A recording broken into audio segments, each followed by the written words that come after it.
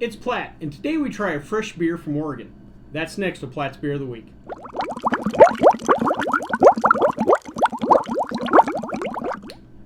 So about 5-6 months ago, I reviewed a beer from Deschutes Brewing. Real quick recap on Deschutes. Deschutes Brewing was founded in Bend, Oregon in 1988. Bend has actually got a great burgeoning, or a great craft beverage scene, not just craft brewing. You also have craft distilling. A little bit of disclosure, about 10 years back, 10 years back, whatever, I tried to start a craft distilling business. Actually was in contact, or was negotiating with a distillery up in Bend, so I know a little bit about the scene up there. Deschutes Brewing is distributed throughout most of the U.S. I don't think they're in every state just yet, but throughout most of the U.S. and the District of Columbia. And Deschutes is the 8th largest craft brewer in America. So they're one of the larger craft brewers in that Stone, Sierra Nevada, range of breweries. Excellent brewery, great line of beers. And that's why I thought we'd talk about today, their line of beers. The Deschutes beer that I tried before was called Jubilale. It was their Christmas, seasonal, winter type beer. If I remember right, it is in the mid 6s on the ABV. Is the classic kind of darker winter beer with different spices. It had a little bit of cinnamon and nutmeg, and maybe even had a little clove in it. Just a nice beer. A good way. The way I kind of interpreted it was if you took like a Bock, which a Bock is a higher ABV beer, when you're stepping out of the session range in the 6s and 7s with the dark malts in it. It was Bock-like, but again, you're adding the spices like the clove and the nutmeg, what have you. Good beer, though. Their most popular beer and the flagship beer is something called Maripon Ale. It is probably the first beer they got into liquor stores, bars, stuff like that. And again, it's the beer they're most known for. Probably number 2 on that list is their Black Butte Porter. It was probably their second beer I seen at one of the bars I worked at. It's a classic version, or it's a classic interpretation of the porter. A lot of chocolate, coffee, roasty notes. Again, just an excellent example of that style of beer.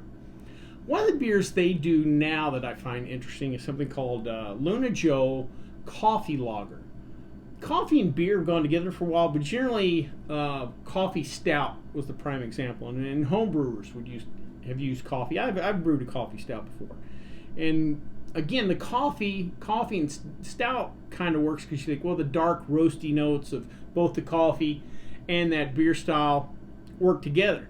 But in the last few years, I've started seeing this kind of coffee lager thing come through. A couple of the breweries out here in Vegas do it. One has downtown, there's one called Banger Brewery that does something called Morning Joe. It's a coffee Kolsch. And I remember a friend telling me about it, like, coffee Kolsch. But it actually works real well. And again, these coffee lagers actually, what a great little experiment. Turn out to be real nice beers.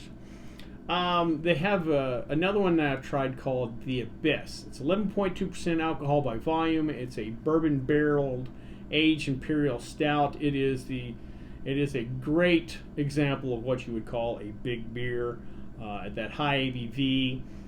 It was somewhat viscous or thicker, a lot of body, a long finish. You really picked up the bourbon barrel in that. I do remember that in the beer. It is something to sip, not to chug for sure, but a good beer. If you're in the mood for something like that, look out for the Abyss. They have another beer when I was doing research for this that I seen that I thought was real interesting. It's called a Fresh Squeezed Old Fashioned. It is comes out 8.1% alcohol by volume. It is a bourbon barreled aged beer, and it's a hoppy ale with orange peels. Basically, with the barrel that's aged in, you get that bourbon flavor out of that, along with the orange peel. It's kind of designed to be the beer version of a classic cocktail, the Old Fashioned.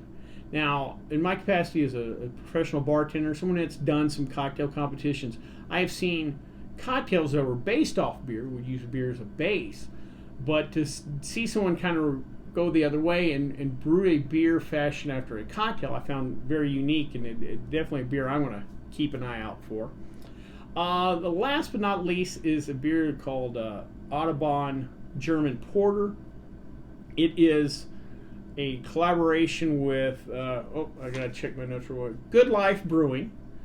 And basically it's their interpretation on if the Germans could brew an English porter. Now, those of you that may not be familiar with the German beer laws, or something called the Reinheitsgebot, where for it to be called a beer in Germany, produced by a German producer, it has to just have the 4 main beer ingredients. They're not allowing you to add cinnamon or cardamom or orange peels or anything like that.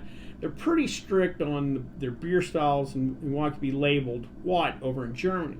So that kind of hamstrings German brewers. But since they're based in Oregon, not in Germany, they can interpret things more, and it was basically their twist on how the Germans, if they could produce the porter, or, well, I guess they technically can, but how the Germans would produce a porter. And it's a great way to kind of open up the German concept of brewing, but without going full Belgian. Is the best way to say it. Well, those are just, like I said, just some of the beers that they produce I find interesting. So before we try this beer, let's check out the stats.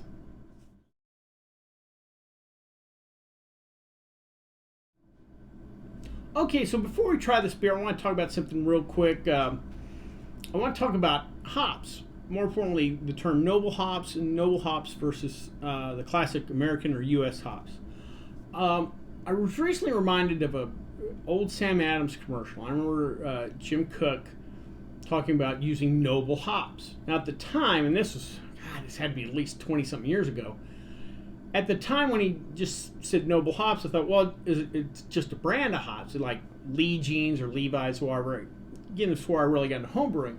And I remember thinking, well, I don't know what that means to me, the consumer. I hear Sam Adams is good beer, And so I kind of want to discuss that a little bit, because even though today, even the average beer drinker, even the guy that drinks Miller Lite, Coors Light, or whatever, is smarter than the beer drinker 20 years ago, sometimes the marketing gets ahead of the customer or whatever. So again, you might hear these terms. What noble hops are, if you're new or you've heard the term but not sure, noble hops are basically the classic European style hops. They're Czech Saaz, Hallertau, Tettnang. Again, these are the type of hops that grew in Europe and are used in most European style beers. They tend to be more floral, herbal. A good term maybe is pleasant hops. They still do the job as far as adding bitterness, flavor, or aroma to beer. They're a little more subtle. The classic U.S. hops are Centennial, Cascade, Chinook, Amarillo. Amarillo's actually what's used in this particular beer. And they are more, they have higher alpha acids. Alpha acids are in all hops, noble or U.S. hops. And the higher the alpha acids, the more bittering you're going to get out of that hop. U.S. hops tend to have higher alpha acids. They tend to be piney, citrusy, more bitter, a little resinous type tape. They're more aggressive. Again, I describe noble hops as being pleasant. American hops are aggressive. And why that's important is, especially if you're getting into home brewing, you're going to want to pair the hop with the beer style. If I'm producing an English pub style ale, that's going to be 4% alcohol by volume, those noble hops work with that. If I'm producing an IPA, if I'm the stereotypical West Coast brewer that's wanting something bold with a punch, wanting you to smell that hop, you want to go with the American style hops. And you wouldn't necessarily reverse it. If you're making that bold IPA, you're not going to go with a nice Saaz or whatever, and you wouldn't want to make a German Bock with, the big Chinook and Amarillo style hops. It just, technically you could use them and make something of a beer, but you would kind of stylistically lose a little integrity. And again, if you hear that, if somebody talks about, well, we use American hops or we use Amarillo, Chinook, or whatever, you know that's a more hopped up, aggressive beer. And if someone refers to noble hops, you know the hop aroma, flavor, taste is going to be more subtle. So I thought just a little bit of education there to share with you. Enough talking about hops. Let's drink some barley and hops.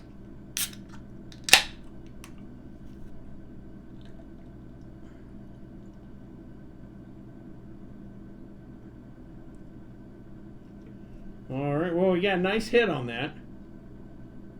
Oh my gosh, yep. I get plenty of hop aroma. Color-wise, we're leaving gold, getting into light copper. A little bit of haze in there, which goes perfect with the name. Let's give her a try. That is an IPA there. Plenty of that. I get a little bit of that citrusy flavor from the hops. A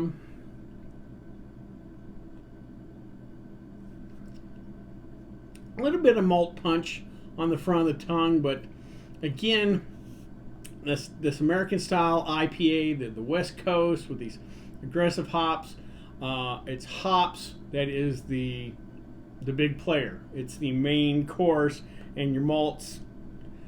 The hops, the steak. The baked potato is the malt.